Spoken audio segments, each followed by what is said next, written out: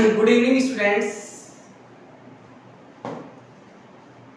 आज की इस क्लास से हम लोग अपनी स्टैटिस्टिक्स स्टार्ट करेंगे और स्टैटिस्टिक्स में हमें बेसिकली कुल मिला के जो चैप्टर्स पढ़ने हैं वो चैप्टर है 8 चैप्टर्स हम लोगों को पढ़ने हैं, यानी 8 चैप्टर हम लोग पढ़ेंगे।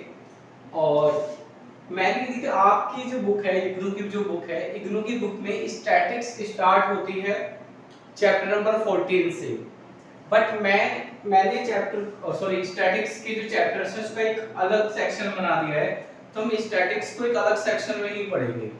और उसके लिए हम जो यहाँ पर चैप्टर्स के नाम देंगे, सीक्वेंस देंगे, वो होगा हमारा चैप्टर 1, चैप्टर 2, चैप्टर 3, 4, 5, 6, 7 और 8। चैप्टर 1 में हम लोग पढ़ेंगे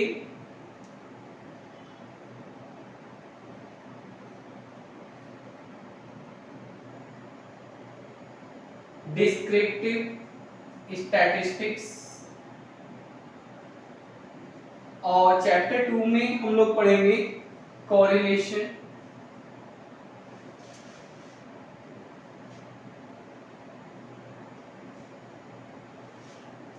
चैप्टर 3 में हम लोग पढ़ेंगे रिग्रेशन और चैप्टर 4 में हम लोग पढ़ेंगे प्रोबेबिलिटी और चैप्टर 5 में पढ़ेंगे प्रोबेबिलिटी डिस्ट्रीब्यूशन।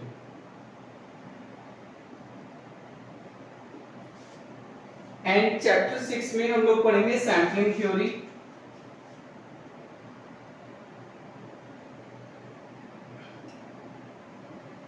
और ये चैप्टर 6 है।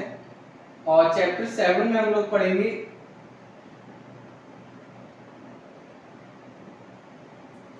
सैंपलिंग डिस्ट्रीब्यूशन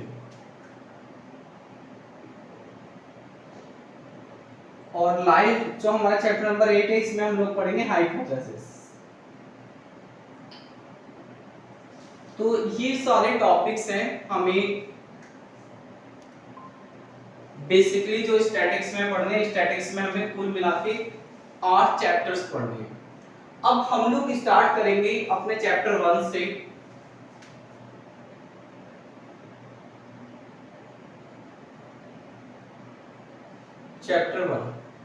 चैप्टर 1 है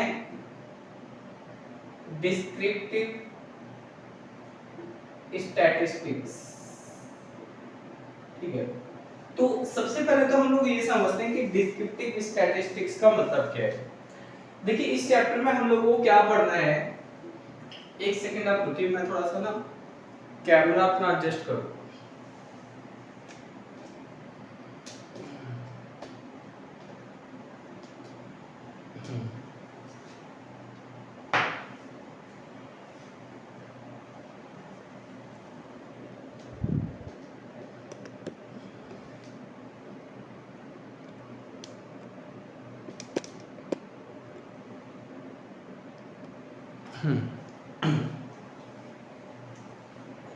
तो जो डिस्क्रिप्टिव स्टैटिस्टिक्स है, इसमें क्या करा गया है, जो भी हम लोग स्कूल में स्टैटिस्टिक्स पढ़ते हैं, स्कूल की जो स्टैटिस्टिक्स है उसका सारा रिवीजन ले लिया है इसके अंदर। अब इसके अंदर हमें जो चीजें बताई गई हैं, सबसे पहले तो ये बताया गया how to collect the data, यानी जो स्टैटिक्स होती है, बेसिकली स्टैटिक्स क्या है क्या नहीं है, ये सारी बातें हम डिस्कस नहीं करेंगे क्योंकि ये बहुत ही बेसिक बातें हो जाती है। वो सारी चीजें करेंगे तो कोर्स अननेसेसरी लेंथी हो जाएगा। बट मैं आपको बता रहा हूँ कि डिस्क्रिप्टिव स्टैटिक्स में वो सारी बातें हमें बताई गई हैं, एक ही चैप्टर में स्कूल की स्टैटिक्स को खत्म कर दिया गया है ना। तो पहले how the collect the data, ठीक है, और how to organise the data.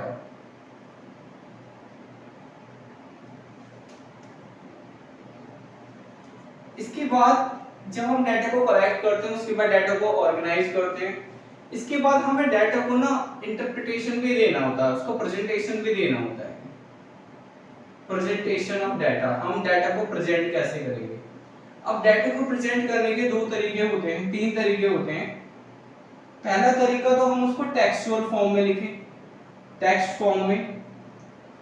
दूसरा तरीका ये होता है कि हम डाटा को टेबल की फॉर्म में लिखें। आप लोगों ने देखा होगा जब आप अपनी इकोनॉमिक्स की बुक पढ़ते हो तो डाटा टेबल की फॉर्म में दिया होता है। तीसरा जो तरीका होता है वो होता है कि हम डाटा को ग्राफ से या फिर कर्व से भी या फिर डायग्राम से भी रिप्रेजेंट कर सकते हैं, ठीक है।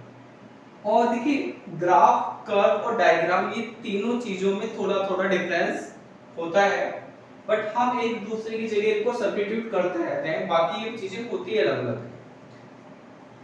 ये सारी चीजें, और इसके बाद हम बात करते हैं कुछ स्टैटिकल टूल्स की, ठीक है। स्टैटिकल टूल्स की क्या, किस किस तरीके से हम स्टैटिकल टूल्स यूज करते हैं,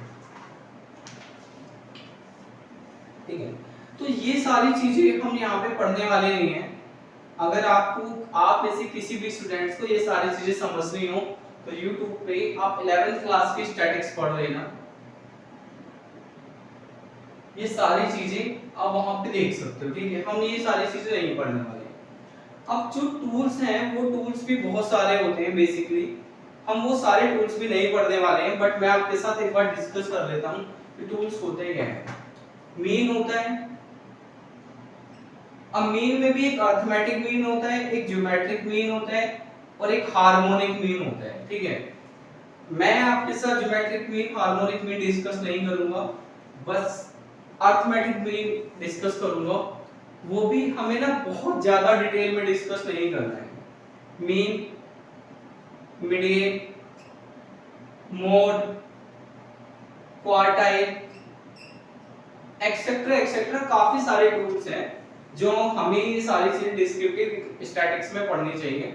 लेकिन मैं आपके साथ जो डिस्कस करूंगा सिर्फ वही चीजें डिस्कस करूंगा जो एमए के स्टैंडर्ड पे एग्जिस्ट करती हैं, यानी जो चीजें हमें पढ़नी चाहिए, जो एग्जाम से जिनका रिलेशन है, वो सारा स्कूल की स्टैटिक्स का रिवीजन करके हमें कुछ खास बेनिफिट होगा नहीं, उसमें से कुछ एग्जाम में भी आने वाला नहीं है, ठीक है।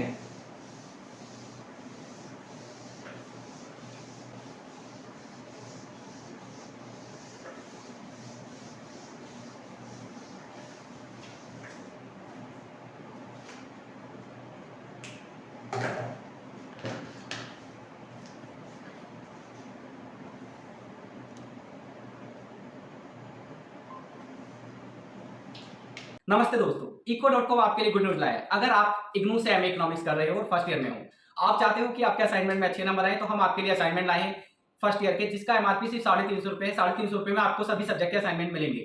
ज्यादा जानकारी के लिए डिस्क्रिप्शन में लिंक आप देख लीजिएगा। इसी के साथ हम लोग एमएससी 002 मैक्रो इकोनॉमिक्स एनालिसिस के प्रीवियस 12 क्वेश्चंस के पेपर का सॉल्यूशन लाए हैं, जिसका एमआरपी है सिर्फ 200 रुपए। ज्यादा जानकारी के लिए डिस्क्रिप्शन में लिंक आप देख लीजिए। देखिए हम हमारे चैप्टर 1 में क्या क्या पढ़ेंगे। हमें बेसिकली चार चीजें पढ़नी है, topic 1, topic 2, topic 3 and topic 4। Topic 1 हम लोग डिस्कस करेंगे मीन क्या होता है और मोड क्या होता है, और इसके बाद हम लोग पढ़ेंगे मीडियन, क्वार्टाइल, डिसाइल, परसेंटाइल, ठीक है। और यहां पे हम लोगों को पढ़ना है डिस्पर्सन। डिस्पर्सन में भी बहुत सारी चीजें होती हैं, बट मैं आपके साथ डिस्कस करूंगा range 3.1, 3.2 quartile dimension,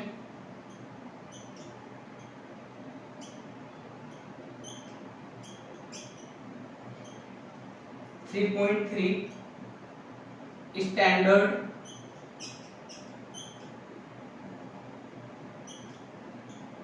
deviation and variance,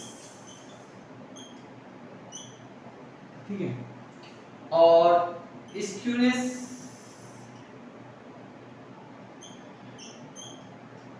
and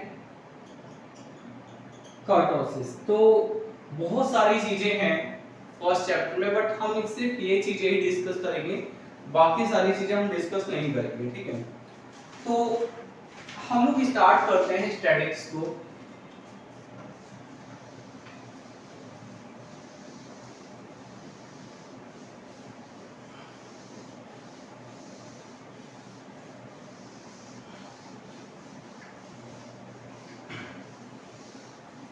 देखिए स्टार्टिंग में मैं आपके साथ कुछ बेसिक चीजें पहले डिस्कस कर लेता हूँ।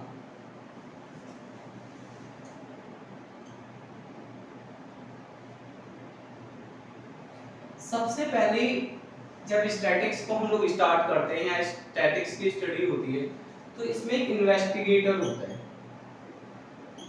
ठीक है। इन्वेस्टिगेटर कौन है? इन्वेस्टिगेटर वो आदमी है जो डाटा कलेक्ट करता है, कलेक्टर ऑफ डाटा, जो डाटा को कलेक्ट कर रहा है, ठीक है। अब क्वेश्चन क्या है, डाटा क्या है? डाटा कोई भी ऐसी इंफॉर्मेशन है जो नंबर्स की फॉर्म में है ना। सिंपल सी लैंग्वेज में हम लोग समझते हैं information in the form of numbers, ठीक है। अब इसके बाद एक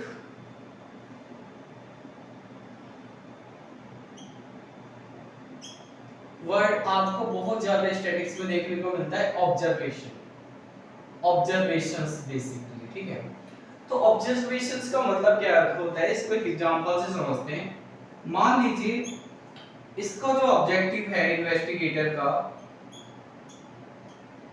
ठीक है, इसका ऑब्जेक्टिव ये है कि दिल्ली में जितने भी स्टूडेंट हैं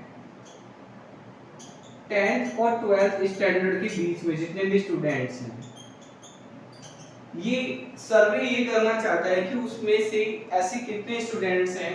आजकल आप लोग देख रहे होंगे कि बहुत ज्यादा प्रमोशन हो रहा है जो ऑनलाइन जुआ है, सिंपल सी बात समझ उसको जुआ कहते हैं। जैसे आपने देखा होगा ना माई सर्कल ऐप, इस तरह के ऐड आई थिंक आपके फोन पे भी आते होंगे, आते हैं।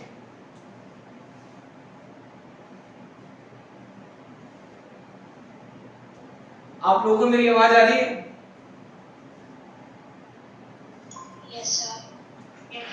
तो इस तरह के ऐड आई थिंक आपके फोन पे भी आते होंगे, रोहित शर्मा, शाहरुख खान, ये वो सारे लोग ऑनलाइन जुए को प्रमोट कर रहे हैं, है ना।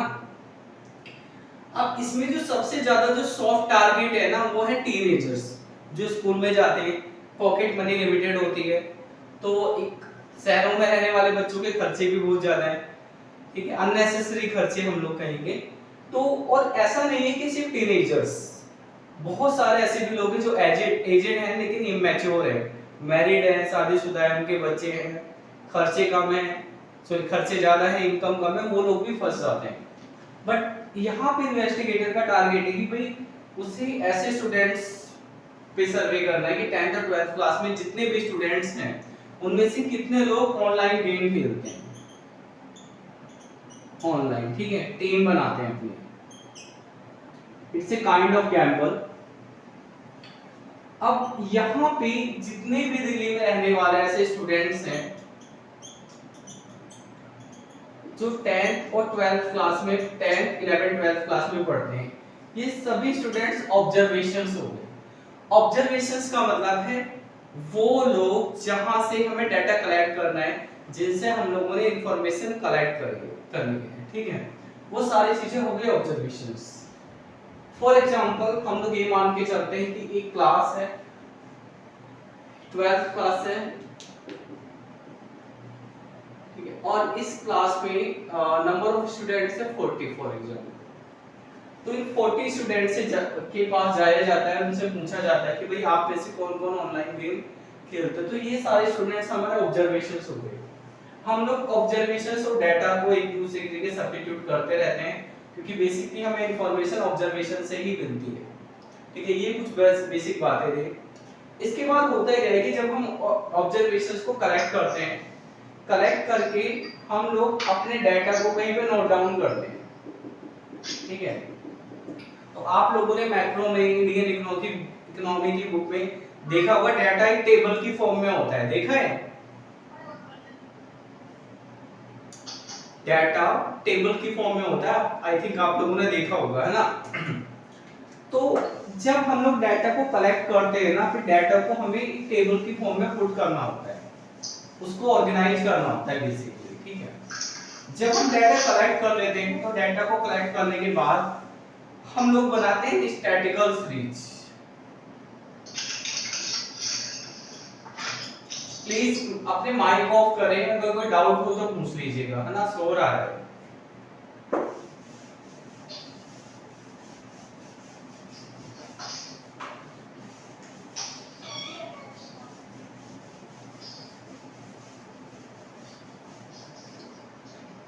अब हमारी जो स्टैटिकल सीरीज होती है इसको हम दो पार्ट में डिवाइड कर लेते हैं।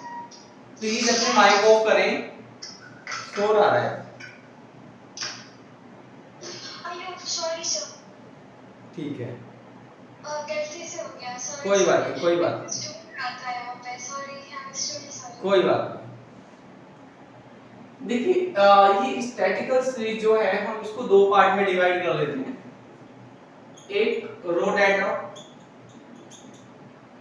आप इसको इंडिविजुअल सीरीज भी बोल सकते हो,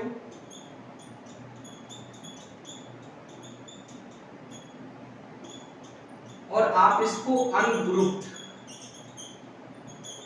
डाटा भी बोल सकते हो, ठीक है। दूसरा जो पार्ट होता है वो होता है फ्रीक्वेंसी डिस्ट्रीब्यूशन।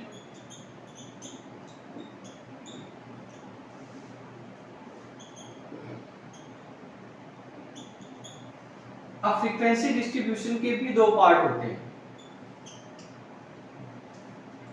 एक डिस्क्रीट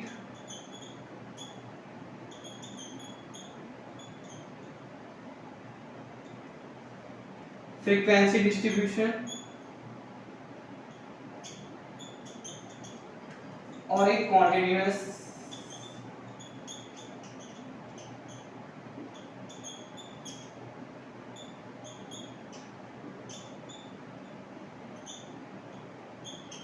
फ्रीक्वेंसी डिस्ट्रीब्यूशन। बहुत ज्यादा डिटेल में नहीं जाएंगे, बस एक बार नजर मार देते हैं कि कैसे कैसे चीजें दिखती हैं। तो यहाँ पे आपका जो ऑब्जर्वेशंस होगा, मैंने इसको xi से डिनोट करा है। xi बेसिकली वेरिएबल का नाम है, ये वेरिएबल कुछ भी हो सकता है। और मैं यहाँ पे डाटा ले लेता हूँ 10, 20, 30, 40 एंड 50। तो इस तरह की इंफॉर्मेशन अगर आपको दी हुई है तो ये रो डाटा है। अगर हमारे पास थोड़ा बहुत डाटा होता है ना, तो हम इस तरह से डाटा को लिख लेते हैं। अब जो डिस्क्रीट फ्रीक्वेंसी डिस्ट्रीब्यूशन होता है वो कुछ इस तरह से होता है, xi fi 10, 20, 30, 40, 1, 2, 3 एंड 4। यहाँ पे जो fa ये फ्रीक्वेंसी है। जैसे फॉर एग्जांपल हम ये मानते हैं पॉकेट मनी है, पॉकेट मनी एक क्लास है, उस क्लास के जो स्टूडेंट्स है उसकी पॉकेट मनी है। तो फ्रीक्वेंसी का मतलब हो जाएगा number of students, numbers of students. इसका मतलब है कि ऐसे दो स्टूडेंट्स हैं जिनकी पॉकेट मनी 20 रुपीज है, ऐसे तीन स्टूडेंट्स हैं जिनकी पॉकेट मनी 30 रुपीज है, इसी तरह से ऐसे चार स्टूडेंट हैं जिनकी पॉकेट मनी 40 रुपीज है। फिर कॉन्टिन्यूअस फ्रीक्वेंसी डिस्ट्रीब्यूशन में क्या होता है, इसमें हमें डाटा दिया होता है इंटरवल की फॉर्म में, जैसे 0 to 10, 10 to 20, 20 to 30 और 1, 10, 15 एंड 8। तो स्टैटिकल सीरीज हमें इन तीन फॉर्म में से किसी एक फॉर्म में दी होती है। ये हो गया आपका अनग्रुप्ड डाटा, और ये डिस्क्रीट फ्रीक्वेंसी डिस्ट्रीब्यूशन, और ये कॉन्टिन्यूअस फ्रीक्वेंसी डिस्ट्रीब्यूशन। अब जो भी क्वेश्चन होगा वो इनमें से किसी एक फॉर्म में आपको दिया जाएगा, ठीक है।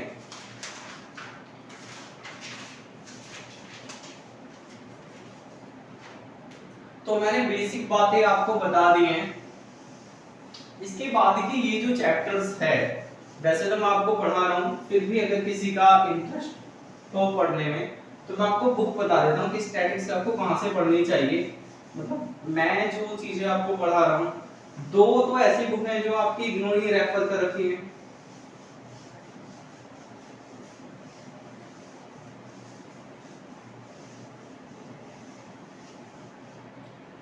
ठीक है, जो बुक इग्नोर ने रेफर कर रखी है उसमें है एक book Das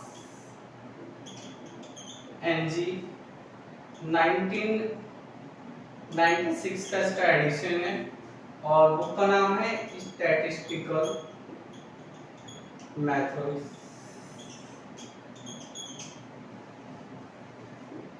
M Das and company और कलकत्ता में बुक प्रिंट होती है। ठीक है। जो दूसरी बुक है वो है A.M. गुण, M.K. गुप्ता,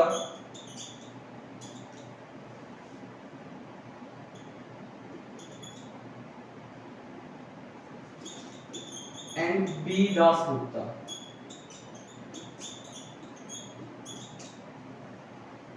इस बुक का नाम है फंडामेंटल्स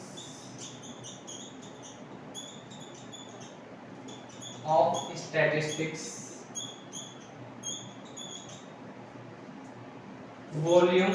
इस बुक के ना 2 वॉल्यूम आते हैं, तो वॉल्यूम 1 और 8th एडिशन है।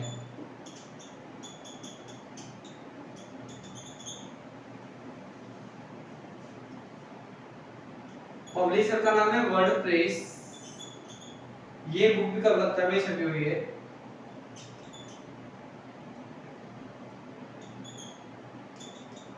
और इसके अलावा एक स्टैटिक्स के लिए जो बहुत ही अच्छी किताब है, आपकी बुक में तो रेफर नहीं कराया गया है क्योंकि बुक में, उस बुक का नाम है S.C. गुप्ता और बुक राइटर का नाम है S.C. गुप्ता, बुक का नाम है फंडामेंटल्स ऑफ स्टैटिस्टिक्स।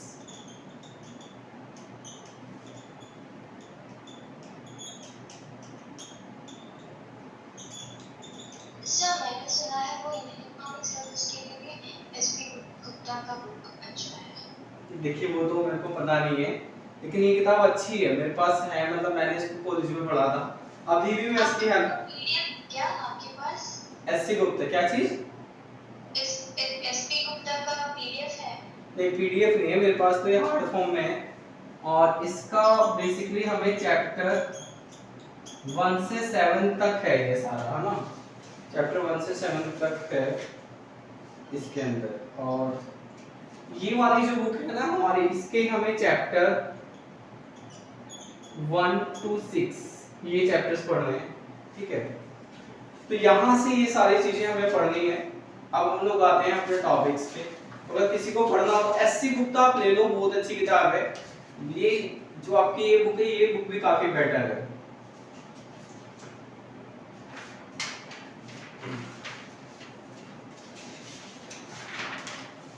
देखिए हम लोग स्टार्ट करेंगे मीन से, और मैं मीन बहुत ज्यादा डिटेल में आपको पढ़ाऊंगा नहीं। ठीक है, मैं सिर्फ उतना ही पढ़ाऊंगा जितना मीन हमें जरूरत पड़ेगी आगे की चीजें समझने के लिए, क्योंकि मीन पे एग्जाम में क्वेश्चन नहीं आएगा। अब जो मीन होता है ना, वो भी 3 तरह का होता है, arithmetic mean, geometric mean and harmonic mean. ठीक है, हम सिर्फ इसको पढ़ेंगे अरिथमेटिक मीन को, बाकी हम ज्योमेट्रिक मीन और हार्मोनिक मीन पढ़ेंगे नहीं, क्योंकि ये सारी चीजें ना कॉलेज में ही और स्कूल स्टैंडर्ड में ही पूछ ली जाती हैं, इनसे जो कुछ भी पूछना होता है। इसके बाद इन सबसे क्वेश्चन आते नहीं है।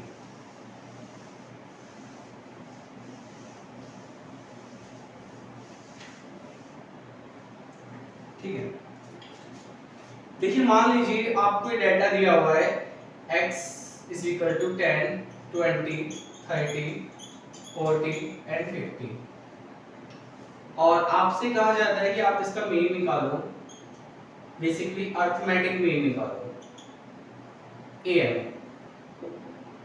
तो अरिथमेटिक मीन को हम डिनोट करेंगे स्मॉल x बार से, और इसके लिए हम लोग क्या करेंगे, सबको ऐड कर देंगे 10 + 20 + 30 + 40 + 50, और जितने भी नंबर्स हैं 1 2 3 4 5 इससे डिवाइड करेंगे, इनका टोटल ऊपर आएगा 150 divided by 5 is equal to ये 30 आ गया आपके पास। अब हमारे पास जो मीन का एक जनरलाइज्ड फार्मूला होता है वो होता है i की रेंज 1 से n तक xi डिवाइडेड बाय n। ये फार्मूला आप सभी कभी ना कभी पढ़ चुके हो, लेकिन हम जब स्कूल स्टैंडर्ड में स्टैटिक्स पढ़ते हैं ना, तो हम यहाँ पे रेंज लिखते नहीं है, ये हम सिर्फ इतना लिखते हैं। लेकिन अभी आपको ये आदत डाल देनी कि आपको रेंज भी लिखनी है।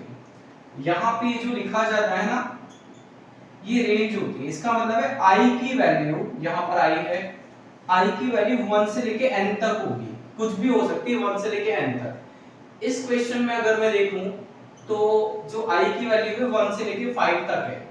इसका मतलब है नंबर ऑफ ऑब्जर्वेशंस कितने हैं, कितनी डिजिट्स हैं आपके पास, ठीक है। तो ये हमारे पास स्टैटिक्स में मीन का बेसिक फॉर्मूला होता है। अब मैं एक चीज और बताता हूँ, आप लोगों ने हमें ये फॉर्मूला जरूर कभी ना कभी पढ़ा होगा, अरिथमेटिक मीन, ठीक है। ये जो मीन हम लोग निकालते हैं ना, ये सैंपल मीन होता है। क्या होता है?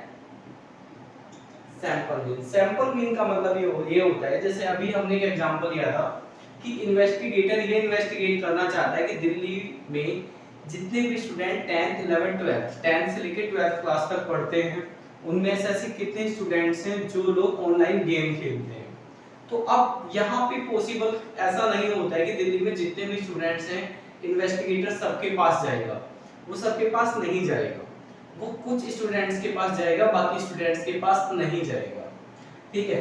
तो जब कुछ लोगों के पास जाया जाता है उसको बोलते हैं सैंपल, और सैंपल से जितने भी हम कैलकुलेशन करते हैं, जो भी चीज कैलकुलेट करी जाती है वो सब सैंपल की होती है। तो सैंपल से जब हम मीन निकालेंगे तो वो होगा सैंपल मीन, और सैंपल मीन को हम लोग डिनोट करते हैं x बार से। यहाँ पर हम सैंपल मीन के बारे में ही पढ़ेंगे इस चैप्टर में। लेकिन अगर कोई ऐसा करता है कि वो दिल्ली में पढ़ने वाले जितने भी स्टूडेंट्स हैं जो 10th से 12th क्लास के बीच में पढ़ते हैं, सभी के पास जाता है, सभी के पास जाके डाटा कलेक्ट करता है और फिर मीन निकालता है या कोई भी चीज निकालता है, तो उसको हम लोग बोलते हैं पॉपुलेशन मीन। पॉपुलेशन मीन का मतलब ये होता है कि हम जितने भी हमारे पास ऑब्जर्वेशंस है सबसे डाटा कलेक्ट करते हैं, और हमारा जो पॉपुलेशन मीन होता है उसको x बार से डिनोट नहीं करा जाता, उसको म्यू से डिनोट करा जाता है। म्यू की जो नोटेशन होती है कुछ कुछ u बना के ऐसे हल्का सा इसको खींच देते हैं, ये म्यू है, म्यू, ठीक है। तो ये जो नोटेशन है, ये बात आपको ध्यान रखनी है, सिर्फ सैंपल मीन की है, और इस चैप्टर में हम लोग सिर्फ सैंपल मीन पढ़ेंगे। तो ये मैंने जो सैंपल मीन निकाला है अरिथमेटिक मीन है बेसिकली, ठीक है। अरिथमेटिक मीन ये फॉर्मूला है इंडिविजुअल सीरीज का, इंडिविजुअल सीरीज। अब कई बार क्या होता है, हमारे पास फ्रीक्वेंसी डिस्ट्रीब्यूशन होता है,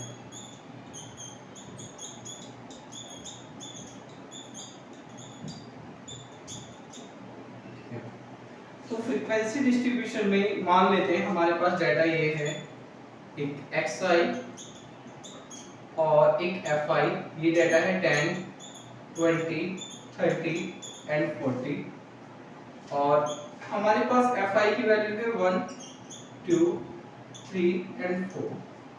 आपको इस डाटा की हेल्प से मीन की वैल्यू निकालनी है, तो आप सबसे पहले इन दोनों की मल्टीप्लाई कर लो, fi xi यानी 10 into 1 10, 20 into 2 40, और 30 into 3 90, 40 into 4 160। इसके बाद आपको इस कॉलम का टोटल करना है। तो अगर हम इसका टोटल करते हैं, एक सेकंड,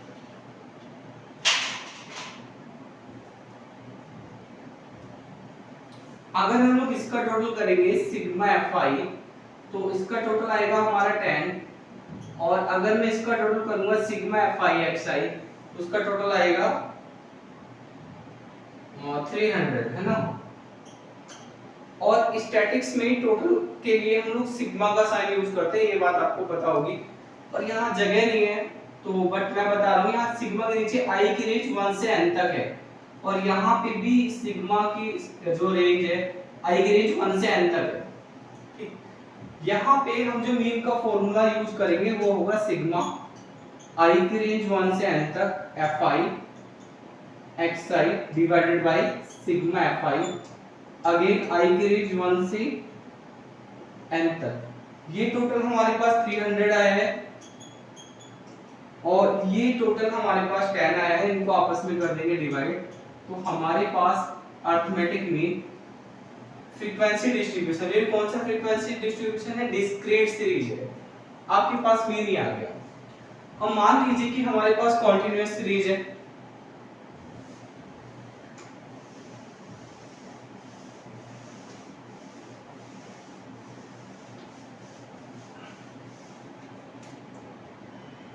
कॉन्टिन्यूअस सीरीज है कुछ इस तरह से 10 0 to 10 10 to 20 20 to 30, ठीक है। और ये फ्रीक्वेंसी डिस्ट्रीब्यूशन है 1 डॉट डॉट डॉट, ये कुछ भी डेटा हो सकता है। इसमें क्या करना है, आपको पहले यहाँ पे एक मिड पॉइंट निकालना है। मिड पॉइंट होगा इन दोनों का टोटल, यानी 0 प्लस 10 कितना हो गया? 10, 2 से डिवाइड 5 आएगा। इन दोनों का टोटल 10 प्लस 20 30, 2 से डिवाइड 15। इन दोनों का टोटल 20 प्लस 30 50, 2 से डिवाइड 25। इस पॉइंट को स्मॉल m से डिनोट कर लेना, इन दोनों की मल्टीप्लाई करना fm, इतने ही डाटा मान लेंगे। तो ये हो गया आपके पास 5, इन दोनों की मल्टीप्लाई 30, इन दोनों की मल्टीप्लाई 75। आप इसका टोटल निकाल लेना, ये हो गया आपके पास 6, ठीक है। इसका टोटल निकाल लेना, i की रेंज 1 से n तक, fi mi, ये टोटल आ गया आपके पास 80 और ये हो गया 110, ठीक है। आप x बार यानी अरिथमेटिक मीन का जो फॉर्मूला लगाओगे यहाँ पर, fi mi divided by fi 110 divided by 6, जो भी आंसर आएगा आप कैलकुलेट कर लेना। इस तरह से हम लोग अरिथमेटिक मीन की कैलकुलेशन करेंगे, ठीक।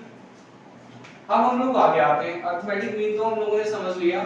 नेक्स्ट जो टॉपिक हमें समझना है वो है मोड। देखिए मोड भी हम बहुत ज्यादा डिटेल में नहीं पढ़ेंगे, मैं बस जस्ट आपको इन चीजों से फैमिलियर कर रहा हूँ कि अगर आप सुनो तो आपके दिमाग में ये ना हो कि ये चीज क्या है।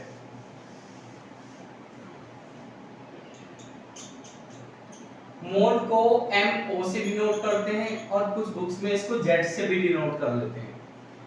मोड एक ऐसी वैल्यू होती है जो सबसे ज्यादा बार रिपीट होती है।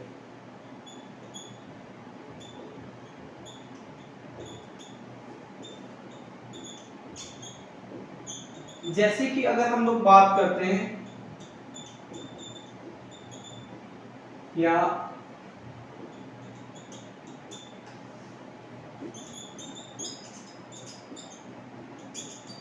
भाई हमारी भारत में अगर हम पूछते हैं कि जो फीमेल्स हैं उनके फुटवियर का साइज क्या है ना, तो यूजुअली 5 to 6 होता है यूजुअली, ठीक है।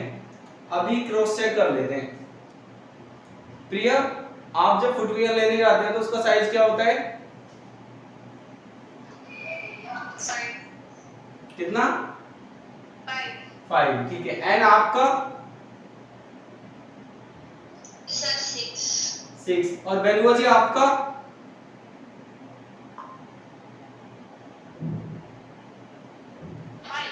5, ठीक है। तो 5 ही होगा, मैंने 5 से 6 लिख लिया है, बाकी अगर हम देखें तो 5 होगा। 5 यहाँ पे 5 अगर हम बात करते हैं तो मोड वैल्यू हो जाएगी। मोड वैल्यू का मतलब है जो चीज सबसे ज्यादा बार रिपीट होती है। अगर हम यहाँ पे मेल की बात करें तो मेल का जो साइज होता है वो 8 होता है, एक स्टैंडर्ड साइज भारत में सबसे ज्यादा जो फुटवियर बिकता है वो 8 हो गया, ठीक है। इसमें एक प्रॉब्लम ये भी है कि कई बार ना 2 डिजिट्स इक्वल टाइम्स रिपीट होती है, वहां पे मोड की वैल्यू क्या होगी इसको कैलकुलेट करने में थोड़ा कंफ्यूजन क्रिएट होता है। तो उसकी काफी सारे डिमेरिट्स हैं, वो सब हम यहाँ भी डिस्कस नहीं करने वाले हैं। मैंने जस्ट आपको बता दिया मोड कैसे निकालते हैं। अच्छा, यहाँ पे मोड निकालेंगे तो कैसे निकालेंगे? आपको सबसे बड़ी फ्रीक्वेंसी दिख रही है 4 है, इसके सामने वाली वैल्यू आपकी मोड हो जाएगी। मोड क्या होता है? सबसे ज्यादा बार जो रिपीट हो रही है, और फ्रीक्वेंसी क्या होती है? नंबर ऑफ रिपीटेशंस ही होती है फ्रीक्वेंसी। उसके सामने वाली वैल्यू आपकी मोड हो जाएगी। इसके बाद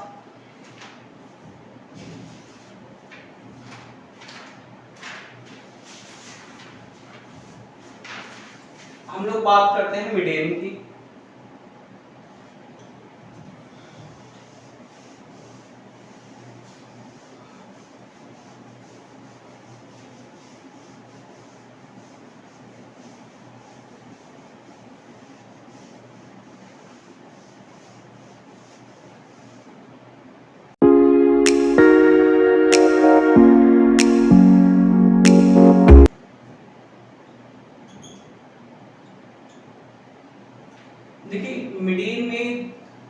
तरह की क्वेश्चंस होते हैं, बट हम इसको भी ज़्यादा डिटेल में पढ़ेंगे नहीं।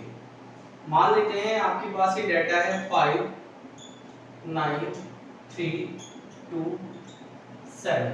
आपसे कहा जाता है कि आपको मीडियन निकालनी है। तो मीडियन निकालने के लिए ना सबसे पहले आपको डाटा को रीअरेंज करना होता है असेंडिंग या डिसेंडिंग ऑर्डर में, ठीक है, यानी वो सीरियल वाइज होना चाहिए। चाहे तो सबसे पहले डिजिट ले लो, तो मैं इसको दोबारा रिपीट कर रहा हूँ, पहले 2 फिर 3 फिर 5 फिर 7 फिर 9। मैंने इसको दोबारा रिपीट करा, पहले छोटी डिजिट फिर बड़ी, मैंने इसको सीरियल वाइज ले लिया है। अब मीडियन का जो नोटेशन होता है वो m होता है, और कहीं कहीं पे आपका md भी मिल जाएगा, मैं m लेके चल रहा हूँ, और इसका फॉर्मूला होता है n+1 divided by 2 item. Sir क्या हमें ये सब फॉर्मूलास बाय हार्ट करना पड़ेगा? क्या कह रहे हैं आप? ये सब फॉर्मूला हमें बाय हार्ट करना पड़ेगा वो अरिथमेटिक का सर? देखिए करना तो पड़ेगा, बट ये सारी चीजें आपके एग्जाम में काम नहीं आने वाली हैं। ये जस्ट इंफॉर्मेशन मैं इसलिए दे रहा हूँ क्योंकि बीच बीच में ये वर्ड्स यूज होते हैं, तो जो वर्ड्स यूज होंगे अगर हमें इनके बारे में कोई भी जानकारी नहीं है ना, तो फिर वहां पे मजा नहीं आता, हमें पता ही नहीं क्या चीज है। तो और बेसिकली ये सारी चीजें आप लोगों ने सभी ने कभी ना कभी पढ़ी होंगी, है ना। हाँ सर। तो n+ ये फॉर्मूला है मीडियन निकालने का।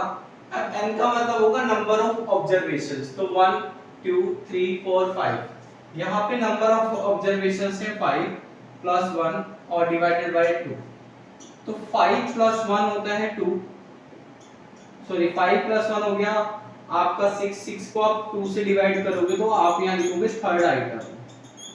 थर्ड आइटम का मतलब है यहाँ पे ये जो आपके पास डाटा था, आप इस पे सीरियल वाइज देखो, फर्स्ट सेकंड थर्ड, ये आपकी मीडियन होगी, ठीक है 5। अब एक हम दूसरा डाटा ले लेते हैं, यही डाटा मैं रिपीट कर रहा हूँ, x = 2 3 5 7 9 और इसमें मैंने जोड़ दिया 12, ठीक है। तो यहाँ पे अगर हम मीडियन निकालते हैं तो अगेन फॉर्मूला ये होगा n+1 आइटम, और n तो यहाँ पे कितना है 1 2 3 4 5 6, तो 6 + 1 7, 7 को 2 से डिवाइड करोगे तो कितना आएगा 3.5 आइटम। अब यहाँ पे 3.5 आइटम आपको कैसे निकालना है, तो 3.5 है ना, आपको लिखना है यहाँ पे third item plus fourth item divided by 2।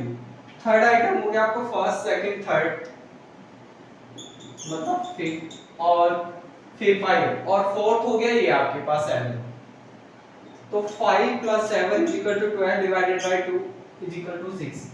6 आपकी मीडियन है इस आंसर में, ठीक है। अब देखो मीडियन के ना का मैं आपको डिमेरिट बता रहा हूँ। मीडियन का डिमेरिट ये है कि मीडियन की जब हम कैलकुलेशन करते हैं ना, तो ये सिर्फ बीच वाली वैल्यू पे फोकस करती है, इसमें बाकी डाटा को हम इग्नोर कर देते हैं, हमें बाकी डाटा से कोई लेना देना नहीं है, बाकी सारी चीजें इग्नोर हो गई, तो ये इसका डिमेरिट है। आप क्या सकते हो, it is not based on all observations, यानी हम इसमें सारे डाटा को यूज नहीं करते हैं। मीडियन का काम क्या होता है, मीडियन का काम होता है किसी भी स्टैटिकल सीरीज को दो इक्वल पार्ट में डिवाइड करना, कि हमने एक बीच वाली वैल्यू ढूंढ ली है, आप इससे जितने भी लोग इससे ऊपर हैं और जितने भी लोग हैं इससे नीचे, यानी सारे डाटा को दो इक्वल पार्ट में डिवाइड कर देना, ये मीडियन का काम है, ठीक।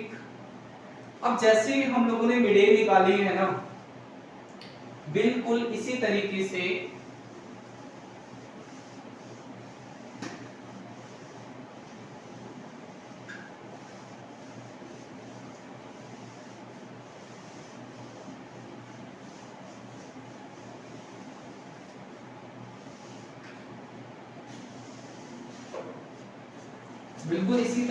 होता है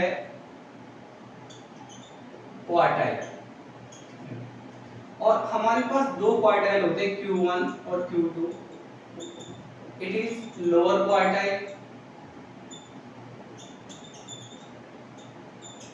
and it is upper quartile.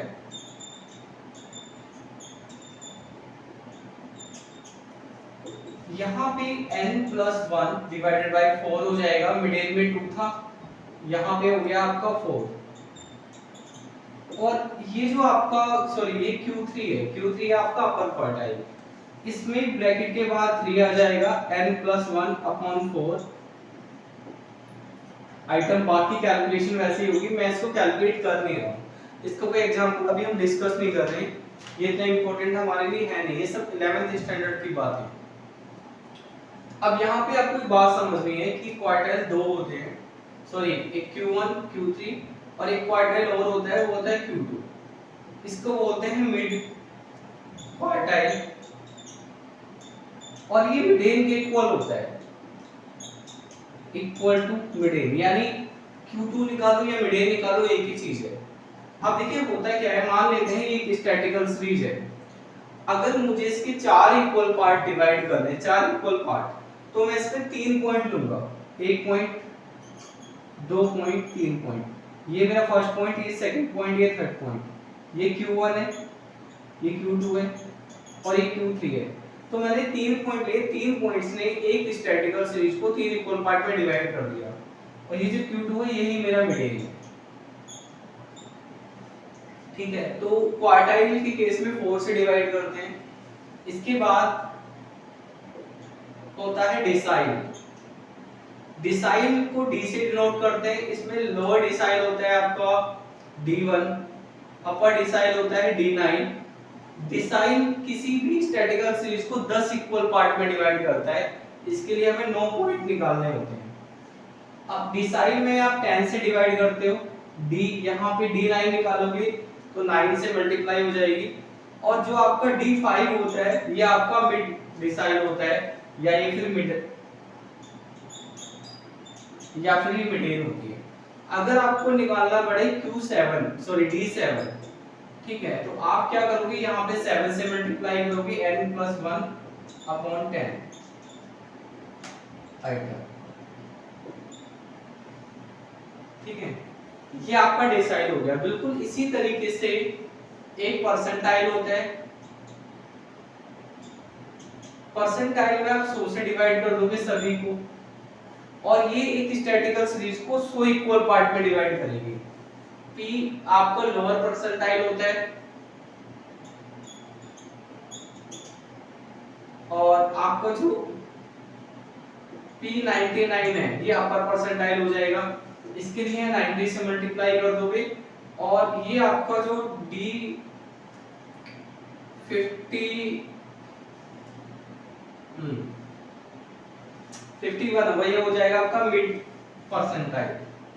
तो बेसिकली आपको बात ये समझनी है, मिडेन, क्वार्टाइल, डिसाइल, परसेंटाइल सबका फॉर्मूला सेम होता है, यहाँ 2 से डिवाइड करोगे, यहाँ 4 से डिवाइड करोगे, यहाँ 10 से डिवाइड करोगे, और यहाँ डिवाइड करोगे आप 100 से, ठीक है। तो ये सारी चीजें जितने भी मैंने आपको बताई है, इन सब का डिस्कशन मैं आपको जो नोट्स दूंगा आज ऐप पर, मैं नोट्स अपडेट कर दूंगा इस चैप्टर के, तो ये सारा डिस्कशन नोट्स में है नहीं, नोट्स में इसलिए नहीं क्योंकि ये चीजें इतनी इंपॉर्टेंट ही नहीं है, ठीक है।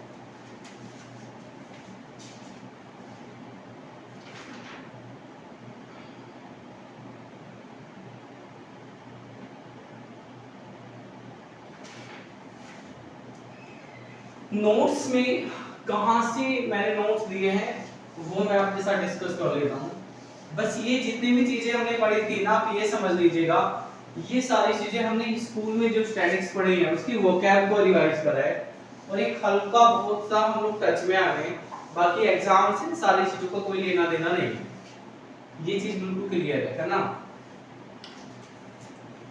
हम ही अपना पढ़ना है टॉपिक 3 चैप्टर 1 में, that is measures of dispersion, ठीक है। चलिए पहले हम लोग समझते हैं, यहां से डिटेल में पढ़ना है, यहां से एग्जाम में क्वेश्चन आएंगे। देखिए इस चैप्टर में से 3 क्वेश्चंस हैं जो एग्जाम में रिपीट होते हैं, और एक टॉपिक है स्क्यूनेस एंड कर्टोसिस। स्क्यूनेस और कर्टोसिस पे एक साल छोड़ के हमेशा क्वेश्चन रिपीट हो जाता है, बहुत बार रिपीट होता है, स्क्यूनेस और कर्टोसिस से टॉपिक। तो टॉपिक 3 हमारा मेजर ऑफ डिस्पर्शन है, टॉपिक 4 हमारा स्क्यूनेस और कर्टोसिस है। आज की क्लास में नहीं हो पाएगा, कल इसको डिस्कस करेंगे। मेजर ऑफ डिस्पर्शन पे स्टार्ट करते हैं, ठीक है।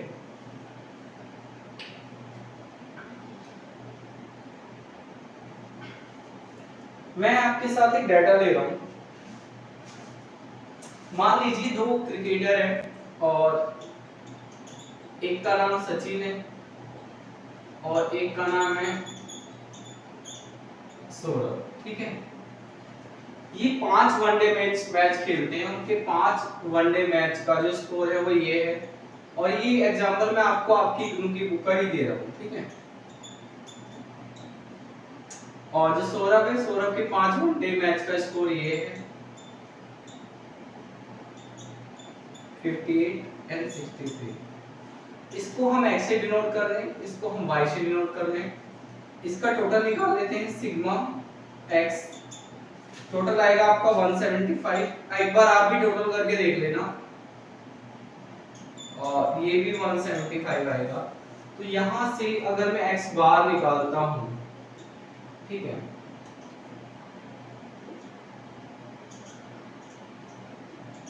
ये होगा 175 डिवाइडेड बाय 5 एंड 5 है 1 2 3 4 5।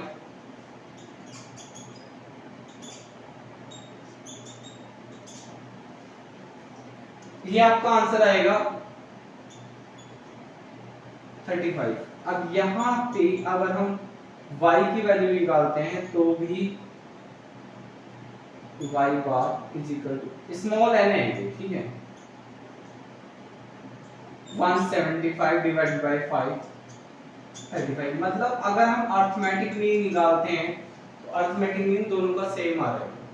तो ऐसा होता है कि हमने जो स्टैटिकल टूल्स बनाए हैं, जैसे मीन है, मीडियन है, क्वार्टाइल है, डिसाइल है, परसेंटाइल है, मोड है, ये इतने सारे क्यों हैं? ये इतने सारे इसलिए हैं क्योंकि इन सब के यूजेज अलग अलग हैं। कहीं मीन काम आता है, कहीं मीडियन काम आता है, कहीं मोड काम आता है, कहीं पे कोई टूल फेल हो जाता है, कहीं पे कोई टूल फेल हो जाता है। यहाँ पे अगर हम देखना चाहते हैं, जैसे आप लोगों ने देखा होगा एवरेज, एवरेज यानी मीन रन्स, है ना। तो एवरेज दोनों ही क्रिकेटर की सेम है, दोनों की जो एवरेज रन है, एवरेज स्कोर है वो 35 है।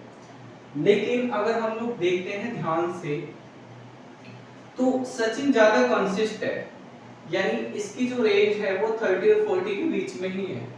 मिनिमम इसने 30 रन बनाए और मैक्सिमम इसने 40 रन बनाए। हम यहाँ पे सौरभ के रन देखते हैं तो इसका जो मिनिमम रन है वो 2 है और इसकी जो मिनिमम मैक्सिमम वैल्यू है वो 63 है। मतलब इसकी जो रेंज है ना, रेंज काफी बड़ी है, काफी बड़ी रेंज है इसकी। यहाँ पे अगर मान लीजिए एक मैच होता है और मैच में हमें रन की जरूरत है 37 रन, और ऑप्शन ये है कि 2 बैट्समैन है, हमें एक को ही भेजना है और जिसको भेजेंगे वो लास्ट है। इस केस में हम किसको भेजें? तो कोई हमारे पास तरीका तो है नहीं नापने का, हम सिर्फ पास्ट रिकॉर्ड देखेंगे। तो अगर यहाँ पर आप मीन देखोगे और एवरेज रन कितने हैं तो आपको पता चलेगा एवरेज रन दोनों के इक्वल है, किसी को भी भेज दो बैटिंग करने। लेकिन फिर अगर हम इस डाटा को सही से एनालाइज करते हैं तो एनालाइज करने के बाद ये पता चलता है कि ये 37 रन हमें चाहिए, ये प्लेयर ज्यादा कंसिस्ट है, इसके रन 30 और 40 के बीच में ही है, मतलब अप्रोक्सीमेट 37 तक मार देगा। यहाँ पे देखते हैं तो यहाँ पे पता चलता है ये तो 2 पे भी मारने को तो 63 भी मार देगा, पर ये 2 भी रन, इसने 2 रन भी मार रखे, फिर 58 भी मार रखे, इसकी कोई कंसिस्टेंसी नहीं है, इसका कोई भरोसा नहीं है। समझ रहे हो ना मेरी बात? ठीक है।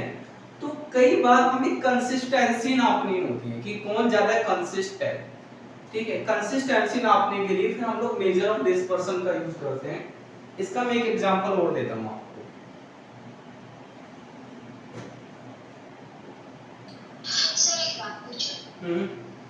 अब जब हम एग्जाम में है ना, मींस वो मैट्रिक्स में और सब बहुत लाइक वो टाइप्स ऑफ मैट्रिक्स सब लिखते हो ना, इवन इफ वो डेफिनेशन हम अच्छे से नहीं लिख पाते, पर हम एक एग्जांपल दे दूंगी तो उनको समझ आएगा ना कि हमें लाइक या उनको पता चला है क्या है, तो मार्क मिलेगा ना? देखिए मैं आपको बताता हूँ, बेसिकली मैं आपको जो नोट्स दूंगा ना स्टैटिक्स के, मैं आपको थ्योरी के भी नोट्स दूंगा, है ना।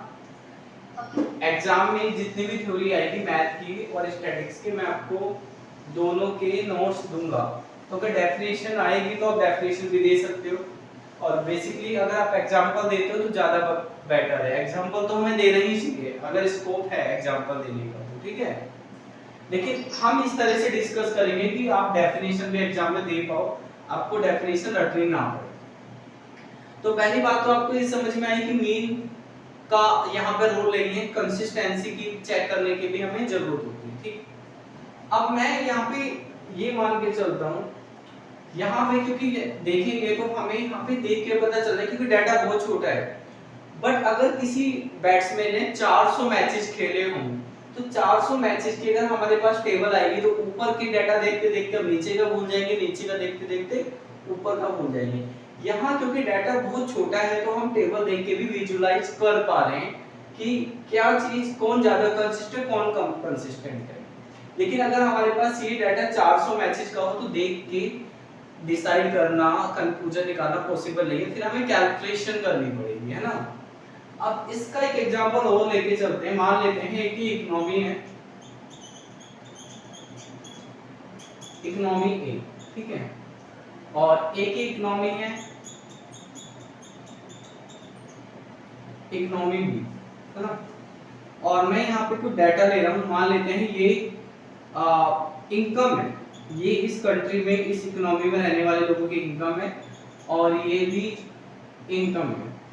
इनकम मैंने ली फॉर एग्जांपल 10, 20 और 12, 18 या 11, 12, 13, 14, उसके बाद अगेन 10, उसके बाद अगेन 12, उसके बाद अगेन 10, इसके बाद अगेन 12। मैंने कुछ डाटा लिया 1 2 3 4 5 6 7 8 9 लोग 9 है यहाँ पे, और एक और ले लेते हैं फॉर एग्जांपल 12 मान लेता हूँ, और इसको स्टेट को हम x मान लेते हैं, स्टेट को मैं y मान लेता हूँ। उसके बाद यहाँ पे भी मैं 10 लोगों की इनकम लेता हूँ।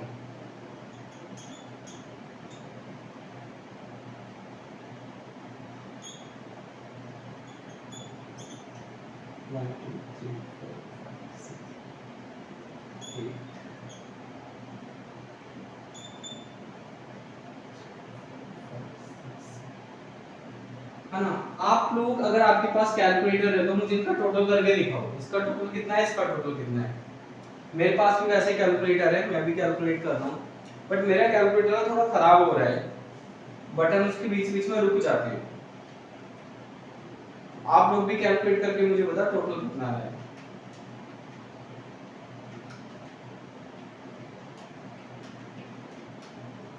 सर इकोनॉमी ए का आ रही है 160 ये आ रहा है, या देखो वैसे ही देख लेते हैं ना।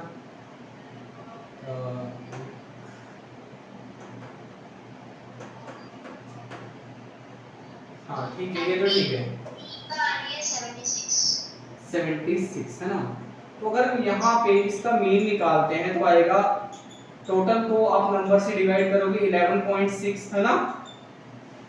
और यहाँ पे अगर हम इसका मीन निकालेंगे तो 76 divided by 10 is equal to 7.6। यहाँ पे देखिए अब दोनों जगह आप समझने की कोशिश करते हैं, ये एवरेज इनकम आ गई है, ये इस इकोनॉमी की एवरेज इनकम है। तो इस इकोनॉमी में ज्यादातर लोग अगर हम देखते हैं तो इस इनकम के पास हैं, है ना। ज्यादातर लोग इस इनकम के पास हैं, यानी एक ऐसी इकोनॉमी है जहां पे अमीरी और गरीबी का गैप बहुत ज्यादा नहीं है। कुछ लोग बहुत ज्यादा अमीर नहीं है और ऐसा भी नहीं कि कुछ लोग बहुत ज्यादा गरीब हो। यानी कि यहाँ पे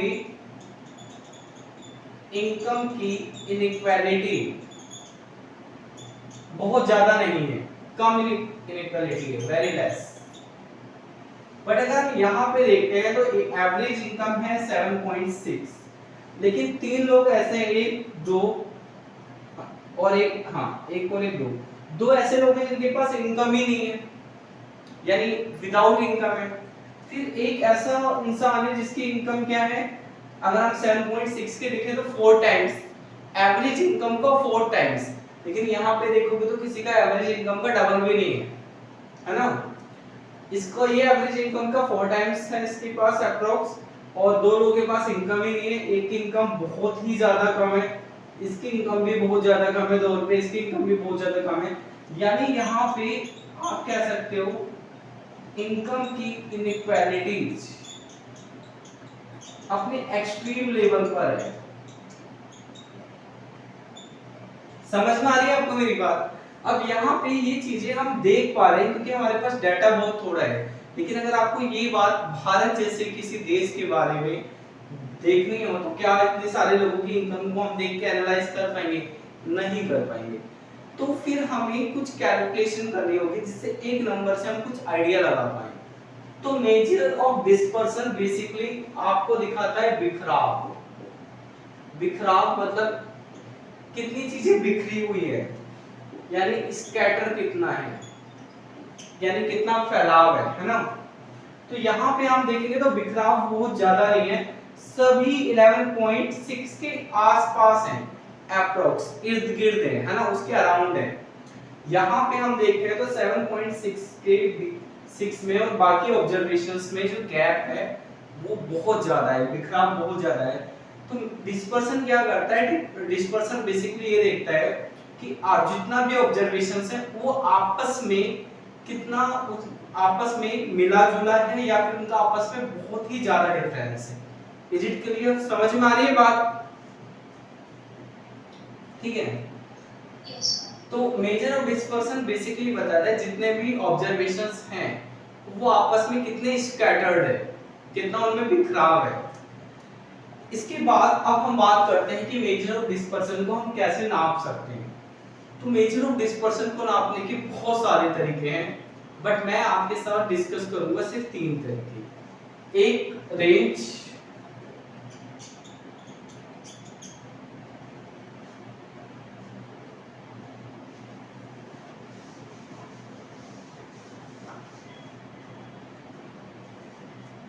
सबसे पहले 3.1 रेंज। रेंज को हम कैपिटल आर से नोट करते हैं और उसको निकालने का तरीका होता है XIMAX, यानी मैक्सिमम ऑब्जर्वेशन, सबसे बड़ी जो वैल्यू है, largest value, and it is minus XI minimum value. Minimum यानी स्मॉलेस्ट, जो सबसे छोटी वैल्यू है। ठीक है, शायद यहाँ पर लाइट का रिफ्लेक्शन आ रहा है तो मैं थोड़ा सा यहाँ लिख देता हूँ।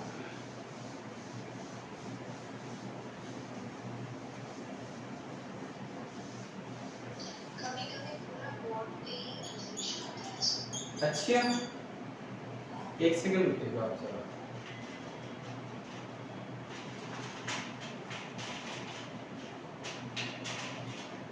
अभी ठीक है सर। थोड़ा सा ना लाइट की सेटिंग नहीं बन रही है अभी। देखिए, रेंज को हम आर से नोट करते हैं और ये होता है XI मैक्सिमम यानी लार्जेस्ट वैल्यू और XI मिनिमम यानी स्मॉलेस्ट वैल्यू। तो जैसे यहाँ पे अगर मैं रेंज कैलकुलेट करता हूँ तो जो रेंज है वो है लार्जेस्ट वैल्यू है आपकी 40 और स्मॉलेस्ट वैल्यू है आपकी 30, तो जो रेंज है वो 10 है। यहाँ पे अगर मैं रेंज कैलकुलेट करता हूँ RY, तो जो लार्जेस्ट वैल्यू है 63 और जो स्मॉलेस्ट वैल्यू है 2 मींस 61। अगर ये डाटा हम लोग ये मान के चलते हैं कि क्रिकेट का स्कोर नहीं है, ये इनकम वो 0 वो आप ये 61 है। अगर हम ये मान के चलते हैं कि ये दो इकोनॉमी है और ये इनकम है और ये भी इनकम है ना, तो यहाँ से पता चलता है कि सबसे अमीर आदमी ये हो गया सबसे रिच पर्सन और ये हो गया सबसे पुअर पर्सन। तो जो रिचेस्ट है और जो पुअरेस्ट है उनके बीच का डिफरेंस बहुत ज्यादा है। अगर हम इस इकोनॉमी की बात करते हैं तो रिचेस्ट और पुअरेस्ट के बीच का डिफरेंस कम है, रिलेटिवली कम है। तो अगर हम इनकम की इनइक्वालिटी के हिसाब से देखते हैं तो इस इकोनॉमी की परफॉर्मेंस बेटर है। यहाँ अमीरी और गरीबी का गैप कम है, यहाँ पे अमीरी और गरीबी का गैप बहुत ज्यादा है। रेंज पे आपका सेकंड ईयर में सब्जेक्ट है 109 रिसर्च मेथड, तो रिसर्च मेथड पे रेंज में एग्जाम में क्वेश्चन आया हुआ है, वहां पे यही चीजें रिलेट करनी है।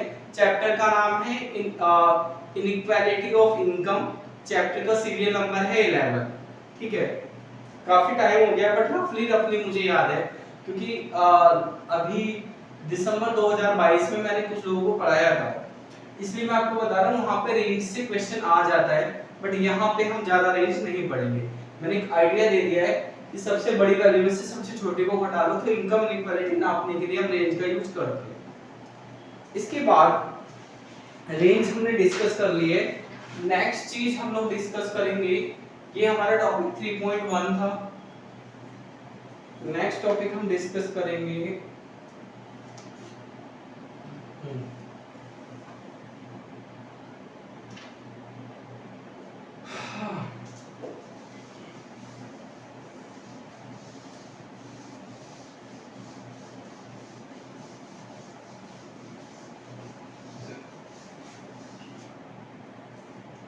Topic 3.2, it is quartile deviation.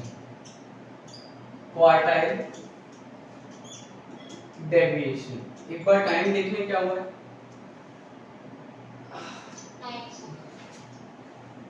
तो देखिए क्वार्टाइल डेविएशन को कल ही कंटिन्यू करेंगे, क्योंकि मुझे और भी क्लास लेनी है। अब आप ये समझ लीजिए, वैसे तो मैंने मैसेज कर दिया है क्योंकि एग्जाम आने वाले 5 जून से आपके एग्जाम है ना, तो हम लोग अब क्लास लेंगे Monday, Wednesday, Thursday, Friday, Saturday, यानी 5 डेज इन ए वीक, जिससे जितने ज्यादा से ज्यादा कवर हो सके स्टैटिक्स। वैसे मैं एग्जाम से पहले आपकी स्टैटिक्स पूरी करा दूंगा, स्टैटिक्स का सिलेबस ज्यादा बड़ा नहीं है, ठीक है।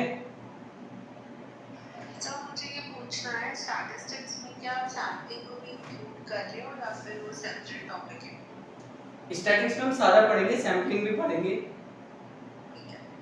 ठीक है ना। मैं पूरी स्टैटिक्स कराऊंगा आपको इग्नू की, है ना। ठीक है, इस चैप्टर के नोट्स मैं आप लोगों को भेज दूंगा अभी। Good night. Thank you sir, good night.